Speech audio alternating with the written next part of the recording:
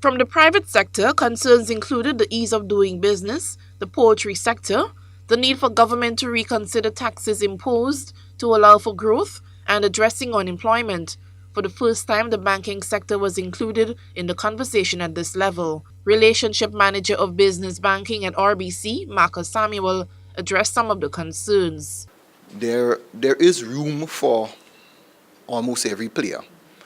So the commercial banks, they're quite comfortable. There is a need and a role for the development bank, and hence the reason we're asking, can we show up the development bank a little bit more so that they can stand and firmly take their place in helping our country to grow. Wednesday's session was the second in a series, with the first being civil society last week. Political analyst in the policy unit in the Ministry of Finance, Siobhan Britton, says the session saw much meaningful feedback. We have to assess basically the impact of their suggestions, because it's always a good idea. Well, the private sector will always ask you to ease up on taxation and so on, but you have to consider how it will affect the government fiscal balances, especially since we're just recovering in terms of our exit from the homegrown program. So you have to ensure that your fiscal base isn't eroded.